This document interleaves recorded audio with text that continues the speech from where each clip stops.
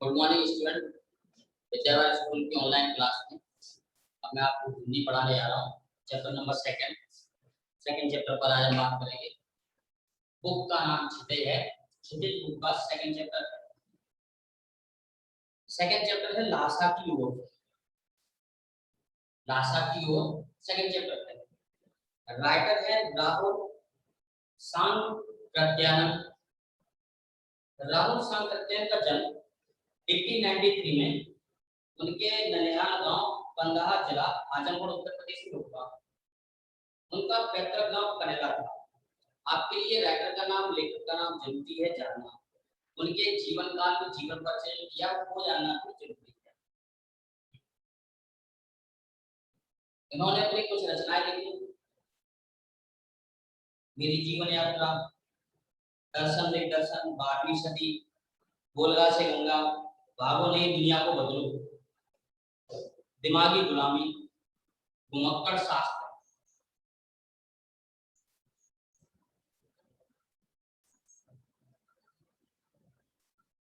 लासा की ओर चैप्टर के अनुसार वह लासा की ओर वह नेपाल से तिब्बत जाने का मुख्य रास्ता है।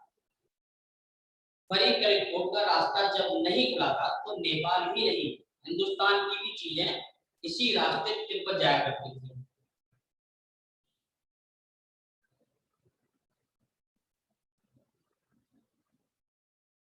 यह व्यापारिक ही नहीं सैनिक रास्ता भी था। केवल व्यापार के लिए ही नहीं था कि यहाँ से एक देश से दूसरे देश में व्यापार किया जाए, बल्कि जो रास्ता था वो रास्ता सैनिकों के आने जाने का रास्ता भी था। इसलिए जगह जगह फौजी चौकियां और किले बने हुए, जिनमें कभी चीनी पलटन रहा करती थी, कभी चीनी की फौज वहां पर रहा करती थी। आजकल बहुत से फौजी मकान गिर चुके हैं। दुर्ग के किसी भाग में जहां किसानों ने अपना बसेरा बना लिया है, दुर्ग अर्थात किले के किसी भाग में किसानों ने अपना रहने का स्थान बना लिया है। वहां कुछ घर आबाद दिखाई पड़ते हैं, अर्थात वहां कुछ लोग, कुछ आबादी लोगों की रहती है, लोग रहते हैं वहां पर। ऐसा ही परित्यक्त एक चीनी किला था। इसी प्रकार का एक त्यागा में छोड़ा हुआ पुराना या परित्यक्त किला, पुराना किला था, चीनी किला था। हम वहां चाय पीने के लिए ठहरे। तिब्बत में यात्रियों के लिए बहुत सी तकलीफें भी है और कुछ आराम की बातें भी है। वहां जातिवादी छुआछूत का सवाल ही नहीं है, वरना औरतें पर्दा ही करती हैं। बहुत दिन श्रेणी के भिखमंगों को लोग चोरी के डर से घर के भीतर नहीं आने देते। निम्न श्रेणी के भिखमंगों का अर्थ भिखारी, भीख मांगते। अब यदि वे निम्न श्रेणी के हैं तो उनको चोरी के डर से कि कहीं चोरी ना करने आए, इसलिए लोग उन्हें जो है घर के भीतर नहीं आने देते। नहीं तो आप बिल्कुल घर के भीतर चले जा सकते हैं, चाहे आप बिल्कुल अपरिचित हों, तब भी घर की बहू या सासू को अपनी झोली में से चाय दे सकते हैं, वह आपके लिए उसे पका देगी। मक्खन, सोडा, नमक दे दीजिए। वह चाय थोड़ी में कूटकर उससे दूध वाली चाय के रंग की बिना मिट्टी के टोटीदार बर्तन अर्थात कोटी में रख के आपको दे देगी। टोटीदार बर्तन का यहाँ पर हम कप या प्याले से कह सकते हैं। यदि बैठक की जगह चूल्हे से दूर है तो आपको डर है कि सारा मक्खन आपकी चाय में नहीं पड़ेगा, तो आप खुद जाकर चौड़ी में चाय मत कर ला सकते हैं। चाय का रंग तैयार होने पर फिर नमक मक्खन डालने की जरूरत होती है।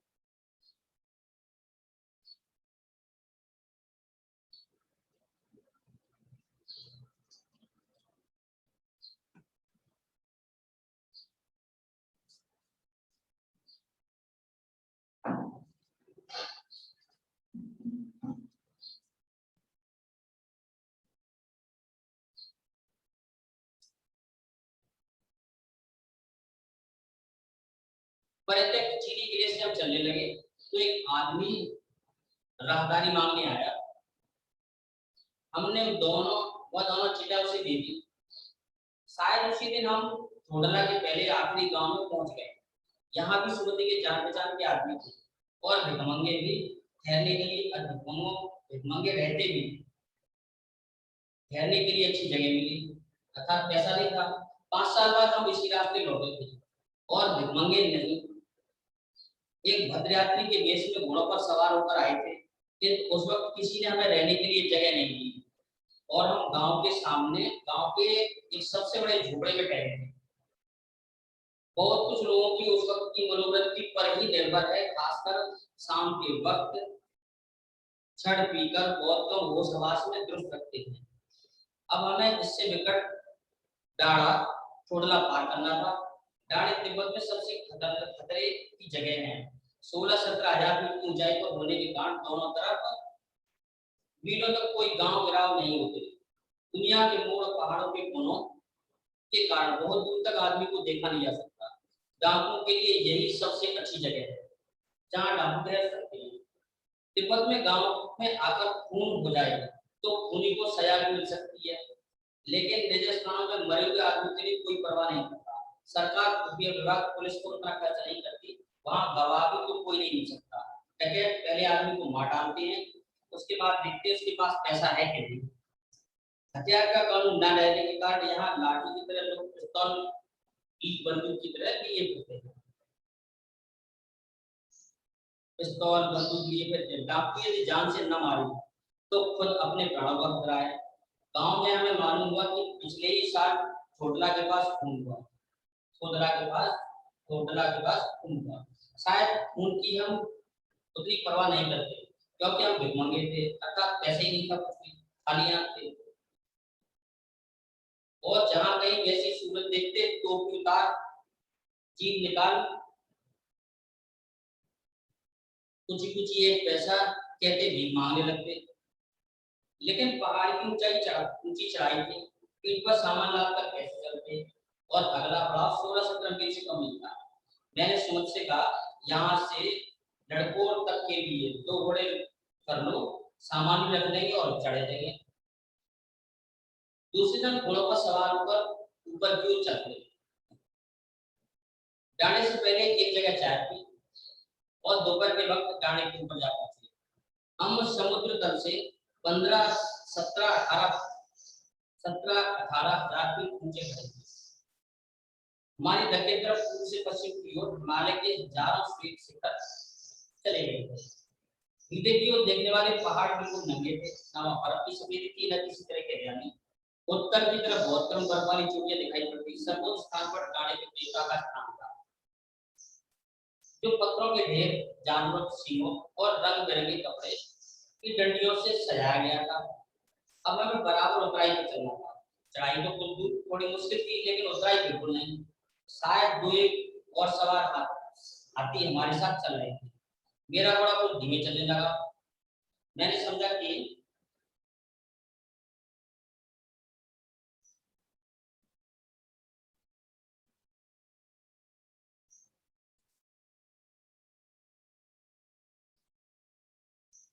चढ़ाई की थकावट के कारण ऐसा कर रहा है और उसे मारना नहीं चाहता। धीरे धीरे वो बहुत पिछड़ गया और मैं डोंकी वस्तुओं की तरह घोड़े पर झूमता हुआ चला जा रहा था। जान नहीं पता था घोड़ा आगे जा रहा है या पीछे।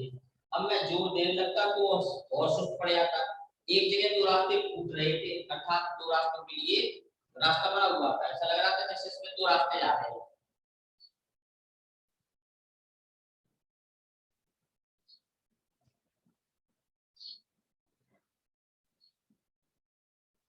मैं बाएं का रास्ता अपनी लेफ्ट हैंड साइड पर, बाएं का रास्ता ले 1.5 मील तक चला गया। आगे घर में पूछने से पता लगा कि लड़कों का रास्ता दाहिने वाला था। फिर लौट कर उसी को पकड़ा। 4-5 बजे करीब में गांव से मील घर था। सुबह इंतजार करते हुए मिले। मंगोलों का मुंह वैसे ही लाल होता है। अब तो वो पूरे गुस्से में थे। उन्होंने कहा, मैंने 2 टोकरी कंडे फूल डाले, अर्थात 2 टोकरी कंडे जो है ना फूल डाले मतलब जला डाले। 3-3 बार चाय को गर्म किया। मैंने बहुत नरमी से जवाब दिया, लेकिन मेरा पसंद नहीं है मित्र, देख नहीं रहे हो कैसे कैसा घोड़ा मुझे मिला है। मैं तो रात तक पहुंचने की उम्मीद रखता था। खैर, सुबह को जितनी जल्दी गुस्सा आता उतनी जल्दी वो ठंडा भी होता। लड़कों में एक अच्छी जगह पर ठहरे थे, वहां भी उनके अच्छे यजमान थे। पहले चाय सत्तू खाया गया, रात को गर्मा गर्म टोप्पा मिला। अब हम चलते कि विशाल मैदान में जो पहाड़ों से घिरा टापू सा मालूम होता है, जिसमें दूर एक छोटी सी पहाड़ी मैदान के भीतर दिखाई पड़ती है। इसी पहाड़ी का नाम है टिटरी समाधि गुफा। आसपास के गांव में सुबह कितने ही यजमान थे, कपड़े की पतली पतली चिरी बत्तियों के डंडे खत्म नहीं हो सकते, क्योंकि बोध गया से लाए कपड़े खत्म आने पर किसी कपड़े से बोध गया का डंडा बना लेते थे। वह अपने यजमान के पास जाना चाहते थे। मैंने सोचा यार तो हफ्ता भर उधर ही लगा देंगे। मैंने उनसे कहा कि जिस गांव में ठहरना हो उसमें भले ही डंडे बांट दो, मगर आसपास के गांव में मत जाओ। इसके लिए मैं तुम्हें लासा पहुंचकर रुपए दूंगा।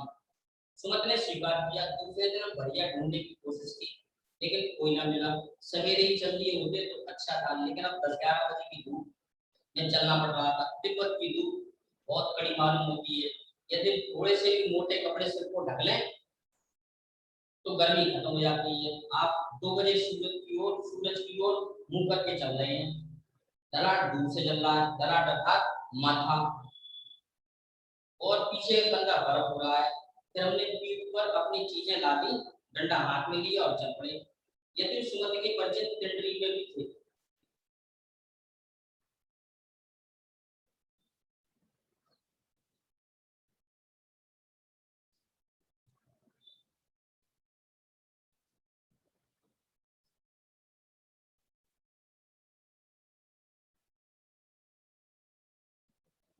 लेकिन वे एक और यजमान से मिलना चाहते थे, इसलिए आज भी मिलने का बहाना कर शेखर बिहार भी चलने के लिए कहा। तिब्बत की जमीन बहुत अधिक छोटे बड़े जागीरदारों में,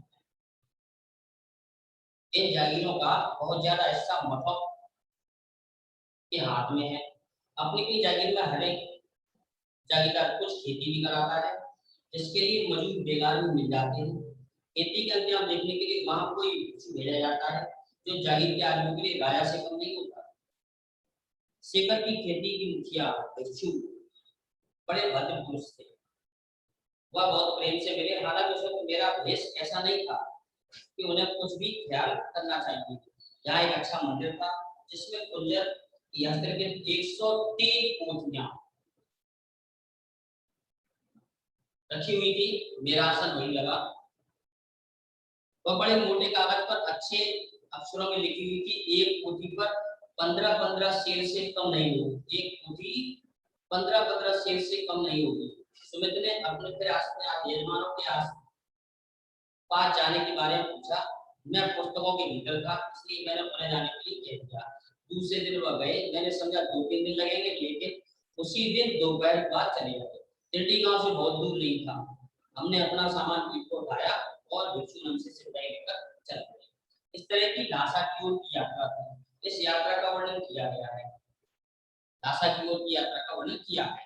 टोडला से पहले, अब क्वेश्चन के आंसर पर आते हैं। टोडला से पहले के आखिरी गांव पहुंचने पर भिखमंगे के देश में होने के बावजूद लेखक को ठहरने के लिए उचित स्थान मिला, जबकि दूसरी यात्रा के समय भद्रवेश में भी उन्हें उचित स्थान नहीं मिल सका। क्योंकि क्यों क्यों नहीं मिल सका?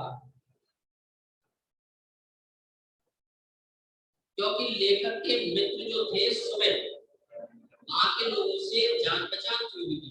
उसके कारण भिखमंगों के बीच में रहने के कारण भी उन्हें ठहरने के लिए अच्छी जगह मिली। जबकि दूसरी यात्रा के समय जानकारी न होने के कारण भद्र यात्री के देश में आने पर भी उन्हें रहने के लिए उचित स्थान नहीं मिला। उन्हें गांव के सबसे बड़े गरीब झोपड़े में ठहरने का स्थान मिला। ऐसा होना बहुत कुछ लोगों की उस वक्त की मनोवृत्ति पर भी निर्भर करता है, क्योंकि शाम के वक्त छड़ पीकर गौतम को समाज में लोग अपने आप को दुरुस्त रख पाते थे। उसमें जैसे लोग, इसलिए वहां की मनोवृत्ति के आधार पर उनके रहने के लिए भद्र पुरुष दिखने के बावजूद, मतलब एक सज्जन व्यक्ति दिखने के बावजूद भी उनको वहां रहने का स्थान नहीं मिला। उस समय तिब्बत में हथियार का कानून न रहने पर यात्रियों को किस प्रकार का भय बना रहता था। तिब्बत में हथियार न रहने के कारण उस समय यात्रियों को डाकुओं से मारे जाने का डर हमेशा लगा रहता था। ऐसा हमने चैप्टर में पढ़ा। लेखक लड़कों के बारे में मार्ग ने अपने साथियों से किस प्रकार पिछड़ गए। लेखक के मार्ग में घोड़ा थोड़ा खटकर धीमा चलने लगा। और वो धीमे चलने लगा, अब भारी इतनी बड़ा, इसलिए जो है ना वो लेखक जो अपने साथियों से पीछे रह गए, भटक गए। लेखक ने शेखर विहार में सुमित को उनके यजमानों के पास जाने से रोका, परंतु दूसरी बार रोकने का प्रयास क्यों नहीं था।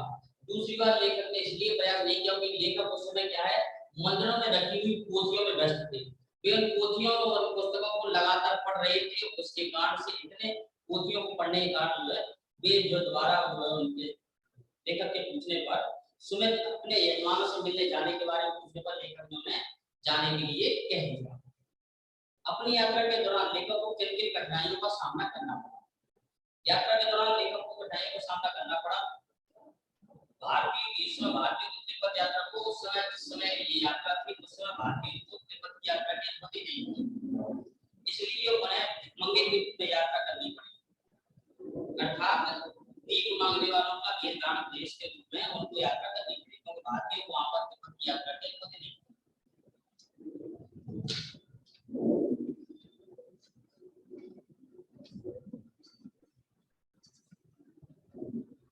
सेकंड नंबर, चोरी के डर से, विशेष ये है कि चोरी के डर से भिखमंगे जो है वहां हर में लोग घुसने नहीं देते थे, इसलिए लेखक को भी ठहरने का स्थान नहीं मिला, बल्कि मिला तो बहुत कठिनाइयों को सामना करना पड़ा। डाना थोडरा जैसी खतरनाक जगह को पार करना पड़ा। लकोर का रास्ता तय करते समय रास्ता भटक जाने के कारण वे अपने साथियों से पिछड़ गए। ये मार्ग में आई हुई लेखक के साथ कठिनाइयां थी। यात्रा के दौरान लेखक को जिन कठिनाइयों का सामना करना पड़ा। प्रस्तुत यात्रा वृत्तांत के आधार पर बताइए कि उस समय तिब्बत का समाज कैसा था। प्रस्तुत यात्रा वृत्तांत के आधार पर वहां पर तिब्बत समाज में जाति पाति का कोई भेदभाव नहीं था, छुआछूत नहीं था, औरतों के लिए पर्दा का प्रचलन भी नहीं था, अपरिचित व्यक्ति को घर में आने दे सकते थे, परंतु चोरी के भय से किसी भिखमंगे को घर में नहीं घुसने देते थे। वहां आतिथ्य सत्कार भी अच्छी तरह से किया जाता था। जब मैं पुस्तकों के भीतर था तो नीचे दिए गए विकल्पों से कौन सा वाक्य अर्थ बदलाता है। लेखक पुस्तक पढ़ने में रम गया, पुस्तकों की शेल्फ के भीतर चला गया, या लेखक के चारों ओर पुस्तकें ही थी, या पुस्तक में लेखक का परिचय और चित्र छपा था। तो सही विकल्प है लेखक पुस्तक पढ़ने में रम गया। लेखक को वहां पर जो पोथियां मिली थी वो पुस्तक पढ़ने में इतने पीछे हो गए कि कहा गया कि वे पुस्तकों में थे। समिति के यजमान अन्य परिचित लोग लगभग हर गांव में मिले। इस आधार पर समिति के व्यक्तित्व की किन विशेषताओं का चित्रण कर सकते हैं। सुमित की चारित्रिक विशेषता, लेखक के जो मित्र थे वे व्यवहार कुशल व्यक्ति थे, उनका व्यवहार सबके प्रति मित्रतापूर्ण था, सभी से मित्रपूर्ण, वहां जहां भी जाते थे वे अपने अच्छे स्वभाव से सभी को अपना मित्र बना लेते थे। अलग अलग जगह पर उनका घूमना उनको बहुत पसंद था, और वे एक से कई बार अधिक बार तिब्बत आ चुके थे, इसलिए वहां के लोग हर गांव के लोगों से उनकी अच्छी खासी जान पहचान या कह सकते हैं हर गांव के लोगों से उनका भली भांति से परिचित। आनंद तेरा देश ऐसा नहीं था कि उन्हें कुछ भी ख्याल करना चाहिए था। उक्त कथन के आधार पर हमारे आचार व्यवहार के तरीके वेशभूषा के आधार पर तय होते हैं। आपकी समझ में यह उचित है अथवा हमसे विचार व्यक्त करें। बहुत हद तक वेशभूषा ही हमारे आचार व्यवहार से संबंधित होती है। वेशभूषा मनुष्य के व्यक्तित्व को दर्शाती है। उदाहरण के तौर पर साधु संत को देखकर उसका सात्विक रूप हमारे सामने उभरता है। उसी प्रकार एक भिखमंगे की वेशभूषा देखने पर उसकी आर्थिक विफलता सामने आती है कि वह आर्थिक स्थिति में किस प्रकार का है। यात्रा वृत्तांत के आधार पर तिब्बत की भौगोलिक स्थिति का शब्दचित्र प्रस्तुत करें। वहां की स्थिति आवेग राज्य शहर से किस प्रकार बनी है। तिब्बत एक पहाड़ी प्रदेश है, यहाँ पर बर्फ पड़ती है, यहाँ की सीमा हिमालय पर्वत से शुरू होती है, गाढ़े के ऊपर समुद्र की गहराई में लगभग 17,000 फीट है। पूर्व से पश्चिम की ओर हिमालय के हजारों श्वेत शिखर यानी बर्फ से ढके हुए पहाड़ दिखाई देते हैं। भाटे की ओर देखने पर पहाड़ों पर न तो बर्फ की सफेदी थी न किसी तरह की हरियाली। उत्तर की तरफ पत्थरों का ढेर था। आपने भी किसी स्थान की यात्रा अवश्य की होगी, उस यात्रा के अनुभवों को लिखकर छोड़ करें। अब यहाँ पर जो है ना हमें अपनी यात्रा आपने, आपके मित्रों ने, या फिर जो आप पढ़ रहे हैं उस आधार पर आपने स्वयं यात्रा की और यात्रा के दौरान जो जो अनुभव हुए वे सारे अनुभव लिखे, उसे यात्रा यात्रा वृत्तांत कहा जाता है। जैसे मैं कहीं गया, उसमें क्या वहां पर रहने पर या उस यात्रा के दौरान क्या क्या अनुभव हुए, अच्छे बुरे, आश्चर्यजनक, कुछ खुश कर देने वाली, उन वृत्तांत को अगर हम यहाँ लिखेंगे तो उसे यात्रा वृत्तांत कहा जाएगा। और इस प्रश्न का उत्तर भी आपको स्वयं लिखना है, क्योंकि इसमें यात्रा का वर्णन करना है। क्वेश्चन नंबर 12, यात्रा वृत्तांत गद्य साहित्य की विधाएं आपके पाठ्यपुस्तक में कौन सी विधाएं हैं? प्रस्तुत विधा उनसे किन मायनों में अलग है? पाठ्यपुस्तक में महादेवी वर्मा द्वारा रचित मेरे बचपन के दिन, ये संस्मरण है। संस्मरण भी एक गद्य की साहित्य की विधा है। इसमें लेखिका के बचपन की यादों का एक अंश प्रस्तुत किया गया है। यात्रा वृत्तांत संस्मरण दोनों ही गद्य साहित्य की विधाएं हैं जो एक दूसरे से भिन्न हैं। यात्रा वृत्तांत किसी एक क्षेत्र की यात्रा के अपने अनुभव पर आधारित है तथा संस्मरण जीवन के किसी व्यक्ति विशेष या किसी खास स्थान की स्मृति पर आधारित है। संस्मरण का क्षेत्र यात्रा वृत्तांत से अधिक व्यापक है। संस्मरण का क्षेत्र यात्रा वृत्तांत से अधिक व्यापक इसलिए क्योंकि यात्रा संस्मरण में अपने जीवन की यादें लिखी जाती हैं, बचपन की अनुभव यादें वे लिखना, और यात्रा वृत्तांत में यात्रा की किए गए अनुभव को लिखना। किसी भी बात को हम अनेक प्रकार से कह सकते हैं, जैसे सुबह आने से पहले हम गांव में थे, वो फटने वाली थी कि हम गांव में थे, तारों की छांव में रहते रहते हम गांव पहुंच गए। यहाँ पर एक ही बात को, एक ही शब्द को तीन तरह से प्रस्तुत किया गया है। दिए गए वाक्यों को अलग अलग तरीके से लिखिए। जान नहीं पड़ता कि घोड़ा आगे जा रहा है या पीछे। अब इस सेंटेंस को हमें अलग अलग प्रकार से लिखना है। तो जान नहीं पड़ता था कि घोड़ा आगे है या मैं आगे, एक। दूसरा, समझ में नहीं आ रहा था घोड़ा मेरे आगे है या पीछे। या फिर तीसरा, समझ में नहीं आ रहा है कि घोड़ा कहाँ गया। ऐसे शब्द जो किसी अंचल यानी क्षेत्र में प्रयुक्त होते हैं उन्हें आंचलिक शब्द कहा जाता है। किसी एक क्षेत्र विशेष में ही उनका उपयोग किया जाता है तो वे आंचलिक शब्द कहे जाते हैं। वे शब्द जो किसी एक विशेष क्षेत्र में ही प्रयोग किए जाते हैं या प्रयोग होता है उनका, उन शब्दों को आंचलिक शब्द कहा जाता है। प्रस्तुत पाठ से आंचलिक शब्द ढूंढकर लिखना है तो वहां पर आंचलिक शब्द है, एक है थुप्पा, दूसरा है कुची कुची अर्थात गया गया। पाठ में कागज अक्षर मैदान के आगे छोटे मोटे अच्छे विशाल शब्दों का प्रयोग हुआ है। इन शब्दों से उनकी विशेषता बरकरार है। कुछ ऐसे शब्द और लिखने हैं। ऐसे शब्द है गोपनीय विभाग, मतलब गोपनीय डिपार्टमेंट, मतलब गोपनीय विभाग। अच्छी तरह, श्वेत शिखर, बर्फ की सफेद।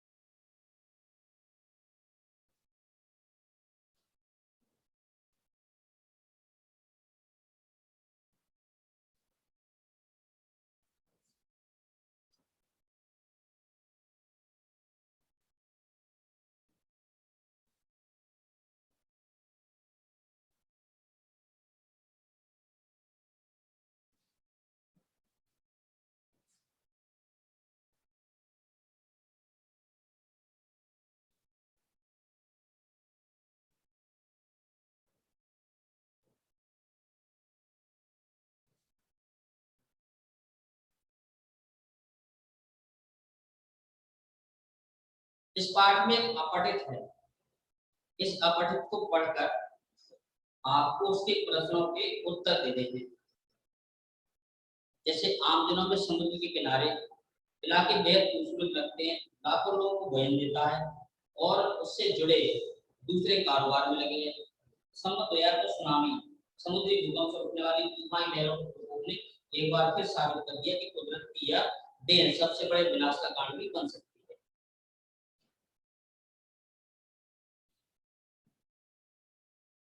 जैसे प्रश्न है, अब हमें ये अपठित, आप सब लोगों को ये अपठित क्या पढ़कर फिर उसके प्रश्न उत्तर देने हैं। सपोज जैसे इसमें क्वेश्चन नंबर फर्स्ट है, कौन सी आपदा को सुनामी कहा जाता है?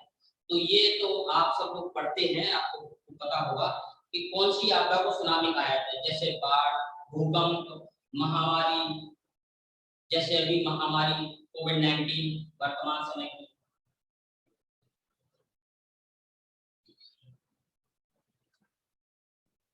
पाठ में आए तो शब्दों के अर्थ, वो विशेष शब्द हैं, इन शब्दों के अर्थ हम जान लेते हैं। जैसे डाढ़ा, डाढ़े का अर्थ होता है ऊंची जमीन। ठोडला यानी तिब्बती सीमा का एक स्थान जहां पर से ठोड लगाया जाता है। भीटे, टीले के आकार का एक ऊंचे स्थान को कहते कहा जाता है वहां भीटे। कंडे, कंडे आपको बताया गाय भैंस के गोबर से बने हुए बोगले जो ईंधन के काम अर्थात जलाने का काम आते हैं उनको कहते हैं कंडे। सत्तू भुना हुआ अन्न होता है जो गेहूं, जौ, चना इत्यादि का आटा होता है। थुप्पा, सत्तू या चावल के साथ मूंगफली, हड्डी, मांस के साथ पतली लेई की तरह पकाया गया खाद्य पदार्थ पाया जाता है थुप्पा। थुप्पा गंडा, मंत्र पढ़कर गांठ लगाया हुआ धागा या कपड़ा। जैसे लोगों के घर कथा वगैरह होती है तो पंडित जी हाथ में कलाव बांधते हैं, वह उस प्रकार से। चिरी, फाड़ी हुए कपड़े को चिरी कहा जाता है। भैया यानी कि भार को ढोने वाला व्यक्ति। सुमति, लेखक को यात्रा के दौरान एक मंगोल भिक्षु था जिसका नाम लोक शेख था, जिसका अर्थ है सुमति प्रज्ञ, अतः सुविधा के लिए लेखक ने से सुमति के नाम से पारा है। दोनों चिटे, एनम गांव के पास पुल नदी पार करने के बाद जोटकोन यानी मजिस्ट्रेट के हाथ लिखी लंबिया यानी राहदारी जो लेखक ने अपने मंगोल दोस्त के माध्यम से प्राप्त की, उसे चिटे। तो अगला है डॉन क्विक वस्तो, स्पेनिश उपन्यासकार 7वीं यानी 17वीं शताब्दी का उपन्यास डॉन क्विक जोट का नायक जो घोड़े पर चलता था। और आपकी ये शब्दार्थ भी फर्स्ट चैप्टर भी हो गया और सेकंड चैप्टर हो गया। आपको सेकंड चैप्टर में पढ़ा भी दिया और सेकंड चैप्टर के क्वेश्चन आंसर भी आपको बता दीजिए, ठीक। और इस प्रकार से आज की क्लास यहीं पर समाप्त, बाकी की next class next time. Thank you.